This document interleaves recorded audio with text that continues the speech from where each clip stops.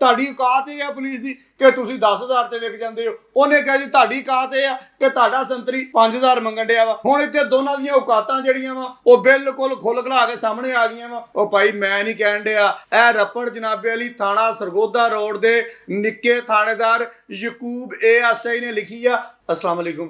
अच्छा जी, ਨਿਆਣਿਆਂ ਦੀ जो लड़ाई ਹੁੰਦੀ है ना, वो कहते हैं कि जो तू साडे महल्ले आएगा ना तो फिर ਅਸੀਂ ਤੈਨੂੰ ਪੁੱਛਾਂਗੇ। ਇਹੀ ਹਾਲ ਹੋਇਆ ਜੀ ਸਾਡੇ ਫੈਸਲਾਬਾਦ ਦੇ ਵਿੱਚ ਪੁਲਿਸ ਦਾ ਤੇ ਔਰ ਜੇਲ੍ਹ ਖਾਨਾ ਜਾਤ ਵਾਲਿਆਂ ਦਾ। ਪੁਲਿਸ ਵਾਲਾ ਜਨਾਬੇ ਵਾਲੀ ਉੱਥੇ ਮੁਲਜ਼ਮ ਬੰਦ ਕਰਾਉਣਗੇ। ਉਹਨਾਂ ਨੇ ਕਿਹਾ ਜੀ ਫੀ ਮੁਲਜ਼ਮ 5,000 ਰੁਪਇਆ ਸਿੱਕਾ ਰਾਜੁਲ ਵਕਤ ਦੇਣਾ। ਉਹਨੇ ਕਿਹਾ ਜੀ ਉਹ ਕਿਉਂ?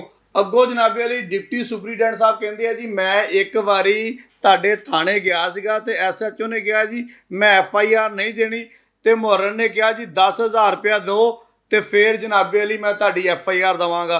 तुम्हारी पुलिस वालों की औकात है कि तुम 10,000 पर बिक जाते हो तो तुम्हारी औकात ये है कि तुम 5,000 पर बिक जाते हो। यानी कि जेल वाले 5,000 च विकन डे तो पुलिस वाले 10,000 च विकन डे। ओ भाई मैं नहीं कहन डिया, ਇਹ ਰਪੜ ਜਨਾਬੇ ਵਾਲੀ ਥਾਣਾ ਸਰਗੋਦਾ ਰੋਡ ਦੇ ਨਿੱਕੇ ਥਾਣੇਦਾਰ ਯਕੂਬ ASI ਨੇ ਲਿਖੀ ਆ। ਪੂਰੀ ਦੁਨੀਆ ਦੇ ਵਿੱਚ ਇਹ ਰਪੜ ਜਿਹੜੀ ਹੈ ਨਾ ਵਾਇਰਲ ਹੋਈ ਪਈ ਆ। ਜੇਲ੍ਹ ਵਾਲੇ ਤੇ ਪੁਲਿਸ ਵਾਲੇ ਆਪਸ 'ਚ ਲੜ ਪਏ। ਹੁਣ ਗੱਲ ਕਰੀਏ ਲੜੇ ਕਿਉਂ ਆ, ਬਾਕੀ ਗੱਲਾਂ ਬਾਅਦ 'ਚ ਰਹਿ ਗਈਆਂ। ਕਿਹਨੇ 5,000 ਮੰਗਿਆ, ਕਿਹਨੇ 10,000 ਮੰਗਿਆ।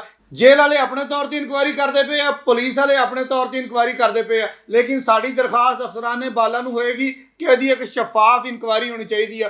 हुण जनाबे वाली गल करिए कि असल वाकया की होया वा। असल वाकया इदां होया कि थाणा मिल्लरटाउन ने 2 चोरनियां फड़ लियां। वो चोरनियां जेल चलियां गईयां। जदों वो जेल दे विचों छुट्टन लगियां, छुट्टन दा पता ना, जेल दे विचों निकलण लगियां ते थाणा सरगोदा रोड दी पुलिस ने जेल दे विचों ही अपने कब्जे च लै लियां। जनाबे वाली बाहर कढ़ा लियां। बाहर कढ़ा के तफ्तीश की, जज साहब को लै गए। जज साहब ने कहा जी इन्हों जेल भेज दिओ। जो यकूब ASI साहब जेल छड्डण वास्ते गए उत्थे रौला बन गया। उन्होंने कहा जी इन्हां चोरनियां दा तां शनाख्ती कार्ड ही नहीं हैगा। SOPs ने लाहौर हाई कोर्ट का हुक्म यह आ कि शनाख्ती कार्ड तो बगैर कोई बंदा जेल नहीं जाएगा। अगों यकूब थानेदार सीगा, एक फुल लगा सीगा, वह भी निक्का थानेदार सी। उन्हें कहा जी तुहाडे कोल अगर SOP है तो बाहर कढ़ के रखो।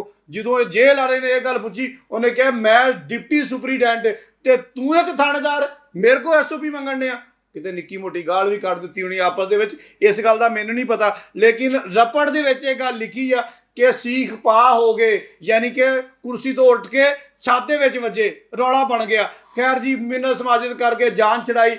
फिर क्या जी ਜਿਹੜਾ ਉਹਨਾਂ ਦਾ ਕੋਈ ਅਰਦਲੀ ਉਰਦਲੀ ਹੁੰਦਾ ਜਾਂ ਜਿਹਨੂੰ ਸੰਤਰੀ ਕਹਿੰਦੇ ਆ, ਉਹਨੇ ਕਿਹਾ ਜੀ 5,000 ਰੁਪਇਆ ਇੱਕ ਚੋਰਨੀ ਦਾ ਦਿਓ, ਮੈਂ ਜਨਾਬੇ ਵਾਲੀ ਇਹਨਾਂ ਨੂੰ ਜੇਲ੍ਹ 'ਚ ਬੰਦ ਕਰਵਾ ਦਿੰਦਾ ਵਾ। ਉਹਨੇ ਕਿਹਾ ਜੀ ਮੇਰੇ ਕੋਲ ਤਾਂ 5,000 ਹੈ ਕੋਈ ਨਹੀਂ। फिर वो गल छिड़ पी कि मैं एक बारी तुहाडे महल्ले गया सीगा, तू मेरे वाल देख के थुक सुट्टी सीगी, मैं तेरे मूँह दे उत्ते सुट्टनी है। यानी कि न्याणे वाली लड़ाई शुरू हो गई। उन्हें कहा जी मेरे को तू 5,000 मंगण डिया वा, तां मंगण डिया कि मैं तुहाडे थाणे गया सीगा, तुहाडे मुहर्रर ने 10,000 मंग लिया सी। तुहाडी औकात ये है पुलिस दी कि तुसीं 10,000 ते विक जांदे हो। उन्हें कहा जी तुहाडी औकात ये है कि तुहाडा संतरी 5,000 मंगण डिया वा। हुण इत्थे दोनां दीयां औकातां जिहड़ियां वा वो बिल्कुल खुल खला के सामने आ गईयां वा। हुण रौला ये है कि चोरनियां जिहड़ियां वा वो बाहर बैठियां होईयां वा, पुलिस ते जेल वाले आपस च लड़ी जाण डे आ। बहुत शुक्रिया तुहाडा सारिआं दा।